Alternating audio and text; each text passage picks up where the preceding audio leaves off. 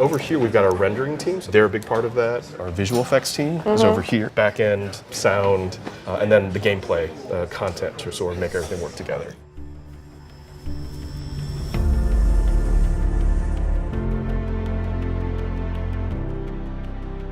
So even before we started working on Just Cause 4, we did like to refer to Rico as a force of nature. What's the one thing that can go up against a force of nature? It's another force of nature.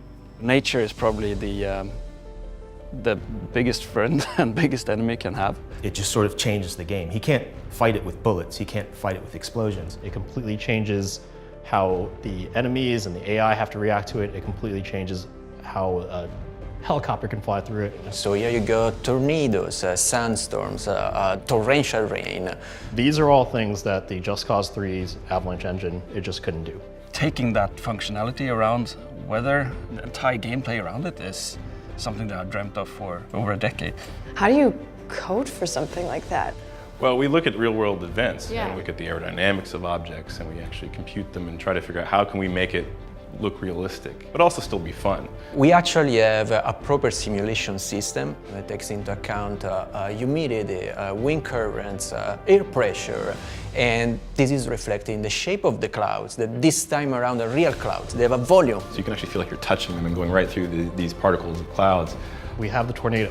When that goes through space, it's just decimating anything in its path, from huge bridges to incredible glass domes. The lightning, it actually finds the highest point or the highest thing in there and will strike it. So that if you're just doing swinging around, they may hinder you, but If you strategically glide around and make sure those lightning strikes actually hit your enemies, then you are playing Just Cause 4.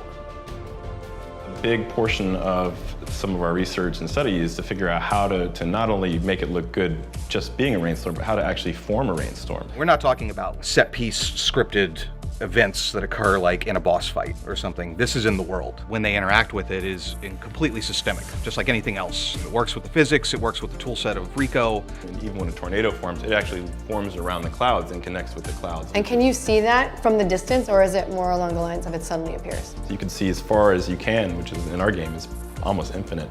Really cool to say, oh, there's a tornado there, I want to go there, which is, we give you full control. once you learn how they work, you can use them, for example, by throwing a black-hand vehicle up into the sky and then enjoy a lightning strike it. Use your customizable grapple hook to attach an airlifter to an enemy and then watch them float up in the air. You could even kind of surf the tornado itself. And the point is that it's not just about visuals, it's not just about atmosphere. Extreme weather for Just Cause 4 is not just a new, fun thing for the player to play with. This is not the first time anyone's ever seen a tornado in a video game. This is the first time that you could open a wingsuit and fly into the tornado.